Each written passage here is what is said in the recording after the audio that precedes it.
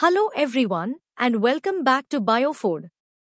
We are continuing our exploration of Unit 4 Plant Physiology, focusing on the chapters from the older insert editions.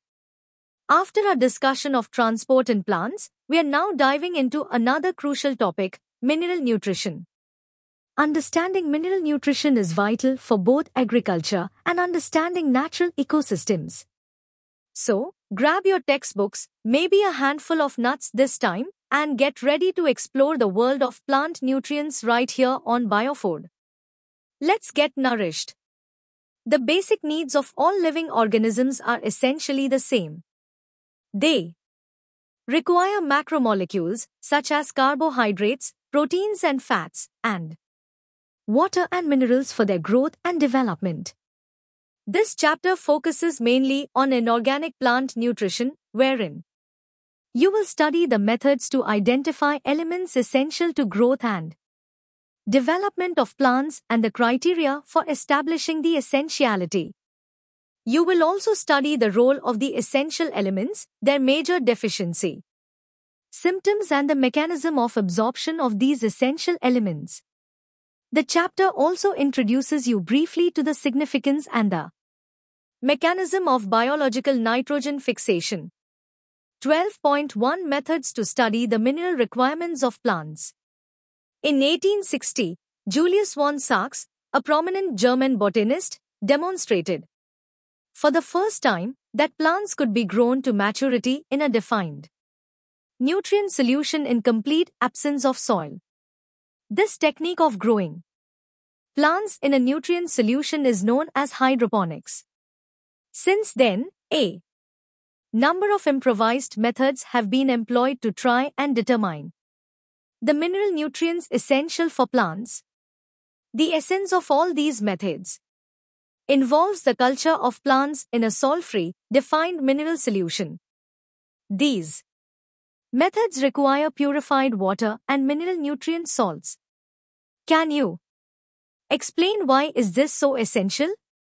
After a series of experiments in which the roots of the plants were immersed in nutrient solutions and wherein an element was added, substituted, removed or given in varied concentration, a mineral solution suitable for the plant growth was obtained. By this method, essential elements were identified and their deficiency symptoms discovered. Hydroponics has been successfully employed as a technique for the commercial production of vegetables such as tomato, seedless cucumber and lettuce. It must be emphasized that the nutrient solutions must be adequately aerated to obtain the optimum growth. What would happen if solutions were poorly aerated? Diagrammatic views of the hydroponic technique is given in figures 12.1 and 12.2. 12.2 Essential mineral elements. Most of the minerals present in soil can enter plants through roots. In fact, more than 60 elements of the 105 discovered so far are found in different plants.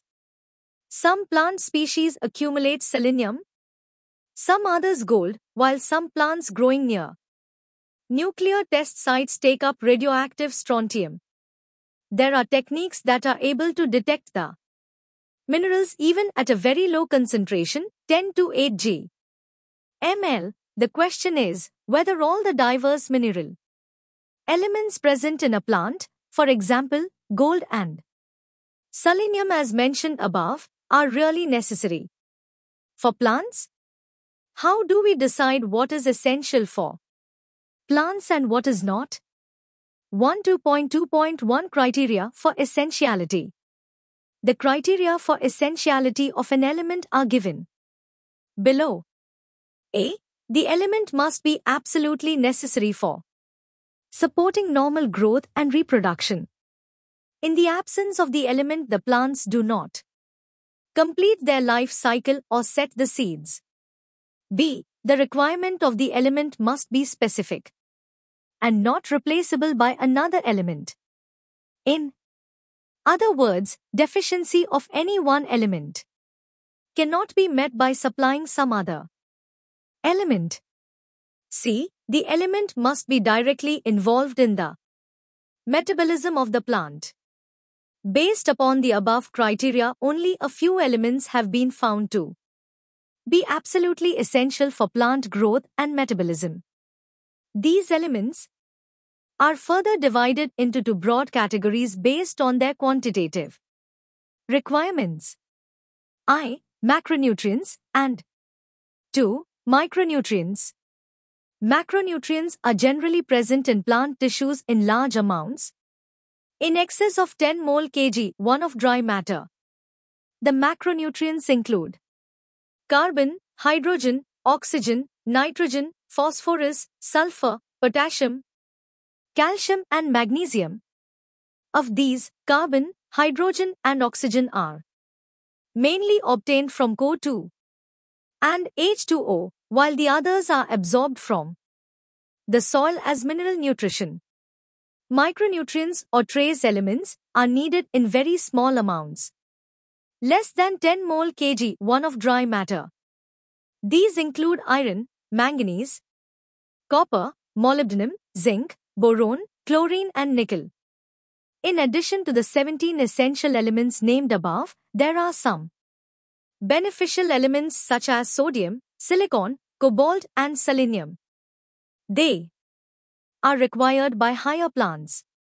Essential elements can also be grouped into 4 broad categories on the basis of their diverse functions.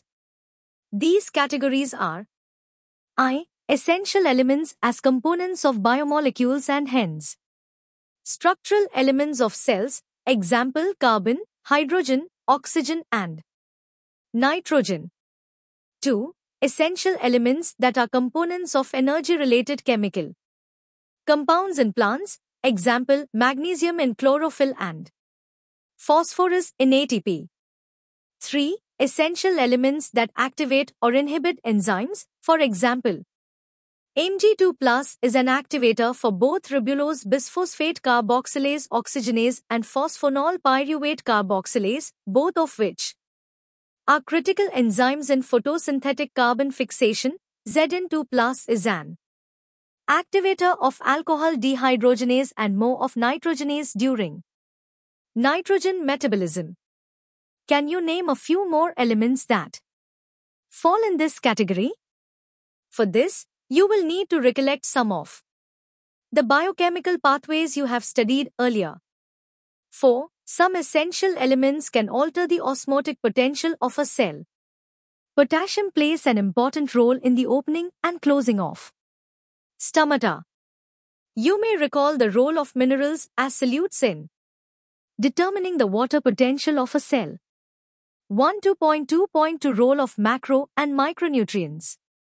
Essential elements perform several functions. They participate in various metabolic processes in the plant cells such as permeability of cell membrane, maintenance of osmotic concentration of cell sap, electron transport systems, buffering action, enzymatic activity and act as major constituents of macromolecules and coenzymes. Various forms and functions of essential nutrient elements are given below. Nitrogen. This is the essential nutrient element required by plants in the greatest amount. It is absorbed mainly as number 3, though some are also taken up as number 2 or NH4+.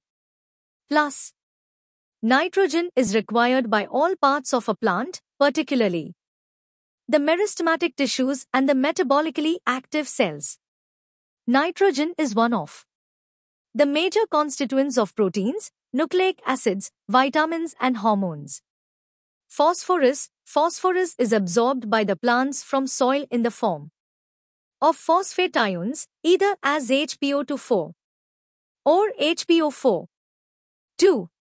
Phosphorus is a constituent of cell membranes, certain proteins, all nucleic acids and nucleotides, and is required for all phosphorylation reactions. Potassium. It is absorbed as potassium ion, K+. In plants, this is required in more abundant quantities in the meristematic tissues, buds, leaves, and root tips. Potassium helps to maintain an anion-cation balance in cells and is involved in protein synthesis, opening and closing of stomata, activation of enzymes, and in the maintenance of the turgidity of cells. Calcium. Plant absorbs calcium from the soil in the form of calcium ions, Ca2+. Calcium is required by meristematic and differentiating tissues. During cell division, it is used in the synthesis of cell wall, particularly as calcium pectate in the middle lamella. It is also needed during the formation of mitotic spindle. It accumulates in older leaves. It is involved in the normal functioning of the cell membranes. It activates certain enzymes and plays an important role in regulating metabolic activities. Magnesium. It is absorbed by plants in the form of divalent Mg2+. It activates the enzymes of respiration, photosynthesis, and are involved in the synthesis of DNA and RNA. Magnesium is a constituent of the ring structure of chlorophyll and helps to maintain the ribosome structure. Sulfur. Plants obtain sulfur in the form of sulfate, SO4. 2. Sulfur is present in two amino acids cysteine and methionine and is the main constituent of several coenzymes, vitamins, thiamine, biotin, coenzyme A, and ferredoxin. Iron. Plants obtain iron in the form of ferric ions, Fe3+. It is required in larger amounts in comparison to other micronutrients. It is an important constituent of proteins involved in the transfer of electrons like ferredoxin and cytochromes. It is reversibly oxidized from Fe2+ to Fe3+ during electron transfer. It activates catalase enzyme and is essential for the formation of chlorophyll. Manganese. It is absorbed in the form of manganese ions, Mn2+. It activates many enzymes involved in photosynthesis, respiration, and nitrogen metabolism. The best defined function of manganese is in the splitting of water to liberate oxygen during photosynthesis. Zinc. Plants obtain zinc as Zn2+ ions. It activates various enzymes, especially carboxylases. It is also needed in the synthesis of auxin. Copper. It is absorbed as cupric ions, Cu2+. It is essential for the overall metabolism in plants. Like iron, it is associated with certain enzymes involved in redox reactions and is reversibly oxidized from Cu+ to Cu2+. Boron. It is absorbed as Bo3 or BO47. 2. Boron is required for uptake and utilization of Ca2+, membrane functioning, pollen germination, cell elongation, cell differentiation, and carbohydrate translocation. Molybdenum. Plants obtain it in the form of molybdate ions, Mu2. 2+. It is a component of several enzymes, including nitrogenase and nitrate reductase, both of which participate in nitrogen metabolism. Chlorine. It is absorbed in the form of chloride anion, Cl, along with Na+ and K+. It helps in determining the solute concentration and the anion-cation balance in cells. It is essential for the water-splitting reaction in photosynthesis, a reaction that leads to oxygen evolution. 1.2.3 Deficiency symptoms of essential elements. Whenever the supply of an essential element becomes limited, plant growth is retarded. The concentration of the essential element below which plant growth is retarded is termed as critical concentration. The element is said to be deficient when present below the critical concentration, since each element has one or more specific structural or functional Role in plants. In the absence of any particular element, plants show certain morphological changes. These morphological changes are indicative of certain element deficiencies and are called deficiency symptoms. The deficiency symptoms vary from element to element and they disappear when the deficient mineral nutrient is provided to the plant. However, if deprivation continues, it may eventually lead to the death of the plant. The parts of the plants that show the deficiency symptoms also depend on the mobility of the element in the plant. For elements that are actively mobilized within the plants and exported to young developing tissues, the deficiency symptoms tend to appear first in the older tissues. For example, the deficiency symptoms of nitrogen, potassium and magnesium are visible first in the senescent leaves. In the older leaves, biomolecules containing these elements are broken down, making these elements available for mobilizing to younger leaves. The deficiency symptoms tend to appear first in the young tissues whenever the elements are relatively immobile and are not transported out of the mature organs. For example, elements like sulfur and calcium are a part of the structural component of the cell and hence are not easily released. This aspect of mineral nutrition of plants is of a great significance and importance to agriculture and horticulture. The kind of deficiency symptoms shown in plants include chlorosis, necrosis, stunted plant growth, premature fall of leaves and buds, and inhibition of cell division.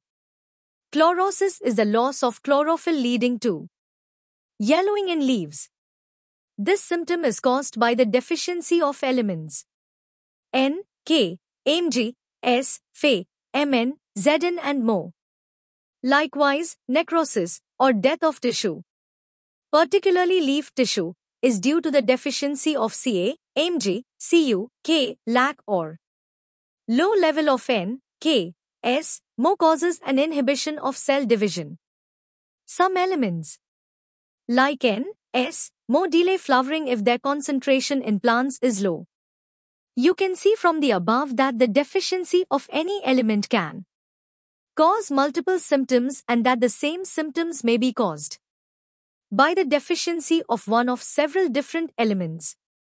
Hence, to identify the deficient element, one has to study all the symptoms developed in all the various parts of the plant and compare them with the available standard tables.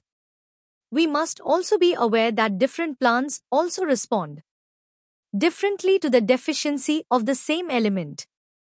2.2.4 Toxicity of micronutrients. The requirement of micronutrients is always in low amounts while their moderate decrease causes the deficiency symptoms and a moderate increase causes toxicity. In other words, there is a narrow range of concentration at which the elements are optimum. Any mineral ion concentration in tissues that reduces the dry weight of tissues by about 10% is considered toxic. Such critical concentrations vary widely among different micronutrients. The toxicity symptoms are difficult to identify.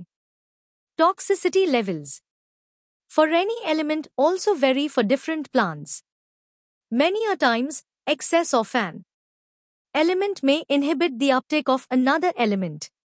For example, the prominent symptom of manganese toxicity is the appearance of brown spots surrounded by chlorotic veins.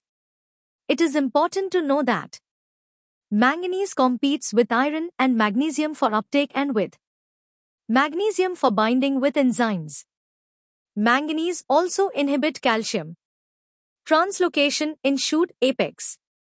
Therefore, excess of manganese may, in fact, induce deficiencies of iron, magnesium and calcium. Thus, what appears as symptoms of manganese toxicity may actually be the deficiency symptoms of iron, magnesium and calcium. Can this knowledge be of some Importance to a farmer, a gardener, or even for you in your kitchen garden. 12.3 Mechanism of absorption of elements. Much of the studies on mechanism of absorption of elements by plants has been carried out in isolated cells, tissues, or organs. These studies revealed that the process of absorption can be demarcated into two main phases. In the first phase, an initial rapid uptake of ions into the free space or outer space of cells, the apoplast, is passive. In the second phase of uptake, the ions are taken in slowly into the inner space, the symplast of the cells. The passive movement of ions into the apoplast usually occurs through ion channels, the transmembrane proteins that function as selective pores.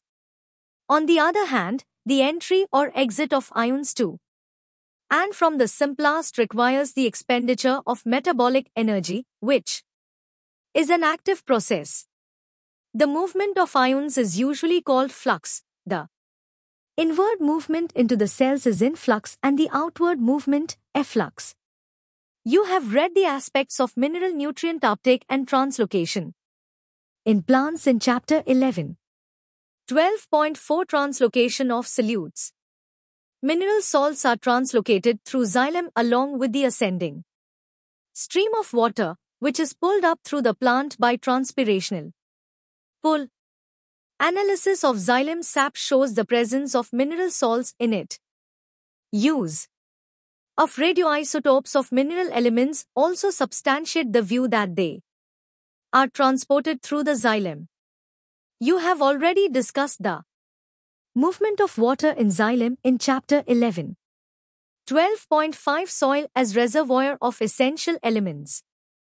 Majority of the nutrients that are essential for the growth and development of plants become available to the roots due to weathering and breakdown of rocks. These processes enrich the soil with dissolved ions and inorganic salts. Since they are derived from the rock minerals, their role in plant nutrition is referred to as mineral nutrition. Soil consists of a wide variety of substances. Soil not only supplies minerals, but also harbors nitrogen-fixing bacteria, other microbes, holds water, supplies air to the roots and acts as a matrix that stabilizes the plant. Since deficiency of essential minerals affects the crop yield, there is often a need for supplying them through fertilizers.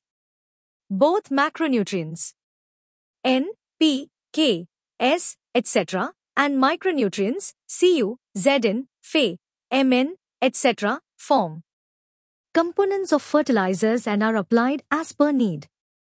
12.6 Metabolism of nitrogen. 12.6.1 Nitrogen cycle.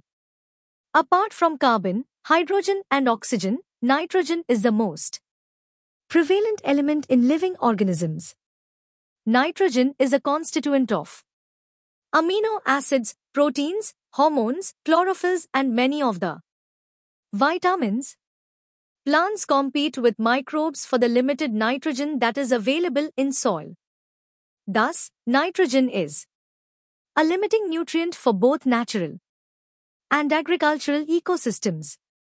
Nitrogen exists as two nitrogen atoms, joined by a very strong triple covalent bond, Nn. The process of conversion of nitrogen, N to ammonia is termed as nitrogen fixation. In nature, lightning and ultraviolet radiation provide enough energy to convert nitrogen to nitrogen oxides, No. Number 2. N2O. Industrial combustions, forest fires, automobile exhausts and power generating stations are also sources of atmospheric nitrogen oxides. Decomposition of organic nitrogen of dead plants and animals into ammonia is called ammonification. Some of this ammonia volatilizes and re-enters the atmosphere, but most of it is converted into nitrate by soil bacteria in the following steps. To NH3 plus 3 O2 gives to NO2 plus 2H plus 2H2O. To NO2 plus O2 gives to NO3. Ammonia is first oxidized to nitrite by the bacteria Nitrosomonas and/or Nitrococcus. The nitrite is further oxidized to nitrate with the help of the bacterium Nitrobacter. These steps are called nitrification, figure 12.3. These nitrifying bacteria are chemoautotrophs. The nitrate thus formed is absorbed by plants and is transported to the leaves. In leaves, it is reduced to form ammonia that finally forms the amine group of amino acids. Nitrate present in the soil is also reduced to nitrogen by the process of denitrification. Denitrification is carried by bacteria Pseudomonas and Thiobacillus. 12.6.2 Biological nitrogen fixation. Very few living organisms can utilize the nitrogen in the form N2 available abundantly in the air. Only certain prokaryotic species are capable of fixing nitrogen. Reduction of nitrogen to ammonia by living organisms is called biological nitrogen fixation. The enzyme, nitrogenase, which is capable of nitrogen reduction, is present exclusively in prokaryotes. Such microbes are called EDN2 fixers. The nitrogen-fixing microbes could be free-living or symbiotic. Examples of free-living nitrogen-fixing aerobic microbes are Azotobacter and Bacteria, while Rhodospirillum is anaerobic and free-living. In addition, a number of cyanobacteria such as Anabina and Nostoc are also free-living nitrogen fixers. Symbiotic biological nitrogen fixation. Several types of symbiotic biological nitrogen fixing associations are known. The most prominent among them is the legume-bacteria relationship. Species of rod-shaped Rhizobium has such relationship with the roots of several legumes such as alfalfa, sweet clover, sweet pea, lentils, garden pea, broad bean, clover beans, etc. The most common association on roots is as nodules. These nodules are small outgrowths on the roots. The microbe Frankia also produces nitrogen-fixing nodules on the roots of non-leguminous plants, example Alnus. Both Rhizobium and Frankia are free-living in soil, but as symbionts, can fix atmospheric nitrogen. Uproot any one plant of a common pulse just before flowering. You will see near spherical outgrowths on the roots. These are nodules. If you cut through them, you will notice that the central portion is red or pink. What makes the nodules pink? This is due to the presence of leguminous hemoglobin or leghemoglobin. Nodule formation. Nodule formation involves a sequence of multiple interactions between rhizobium and roots of the host plant. Principal stages in the nodule formation are summarized as follows. Rhizobia multiply and colonize the surroundings of roots and get attached to epidermal and root hair cells. The root hairs curl and the bacteria invade the root hair. An infection thread is produced carrying the bacteria into the cortex of the root, where they initiate the nodule formation in the cortex of the root. Then the bacteria are released from the thread into the cells, which leads to the differentiation of specialized nitrogen-fixing cells. The nodule thus formed establishes a direct vascular connection with the host for exchange of nutrients. These events are depicted in figure 12.4. The nodule contains all the necessary biochemical components, such as the enzyme nitrogenase and leghemoglobin. The enzyme nitrogenase is a Morphe protein and catalyzes the conversion of atmospheric nitrogen to ammonia, figure 12.5, the first stable product of nitrogen fixation. The reaction is as follows.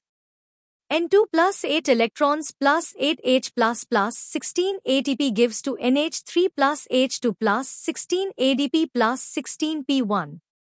The enzyme nitrogenase is highly sensitive to the molecular oxygen. It requires anaerobic conditions.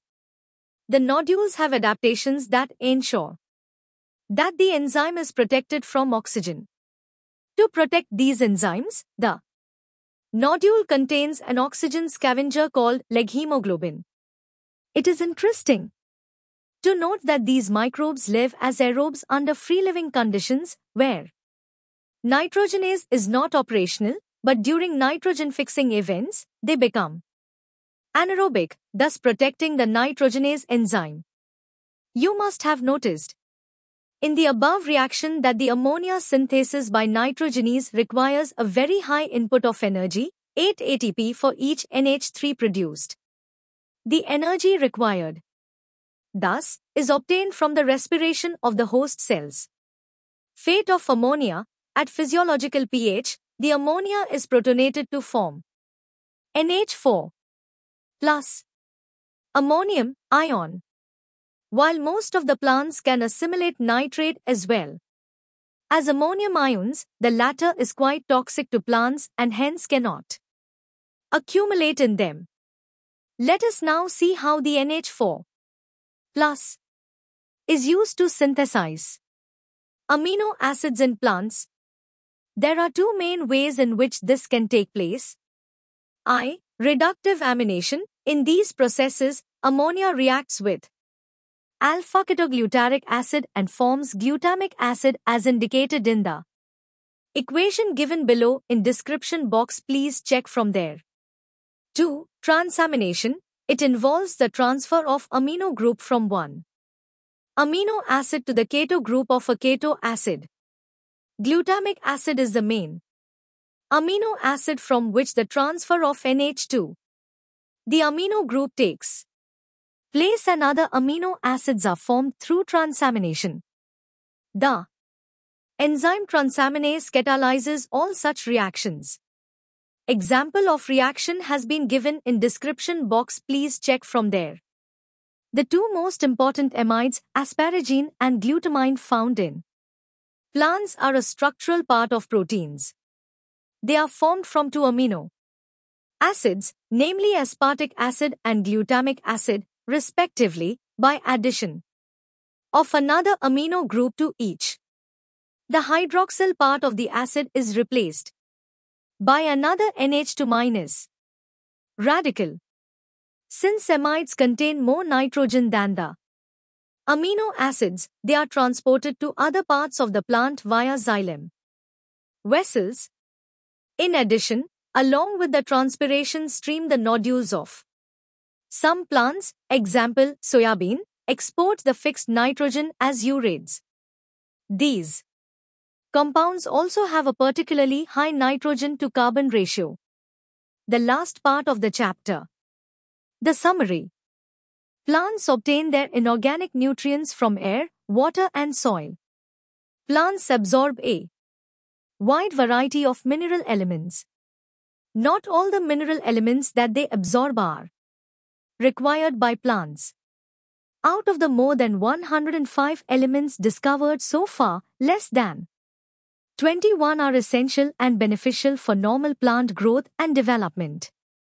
The elements required in large quantities are called macronutrients, while those required in less quantities or in trace are termed as micronutrients.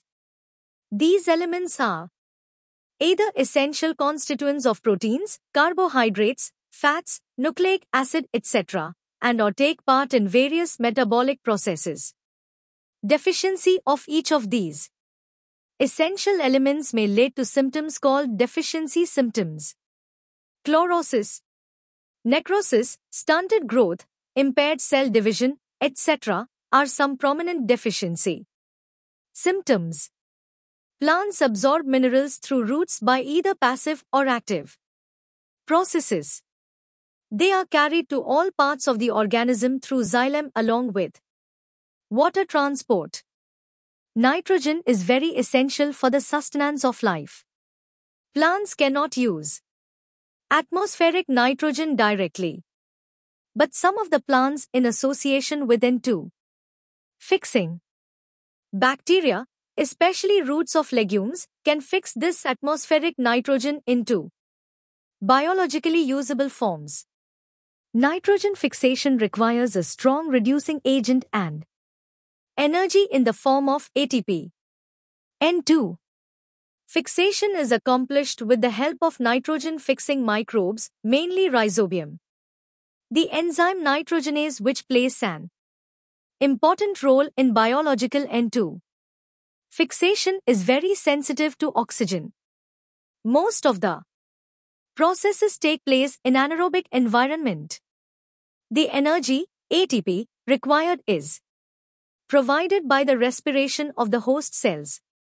Ammonia produced following N2 fixation is incorporated into amino acids as the amino group. And that brings us to the end of episode 12 of BioFood, our exploration of mineral nutrition. I hope you now have a better understanding of what plants need to grow strong and healthy. We covered a lot today, from macro and micronutrients to deficiency symptoms and nitrogen fixation. Remember, proper nutrition is essential for plant life. Please share your thoughts. We love hearing from our listeners. Leave a comment or review, and let us know what you found most interesting about this episode.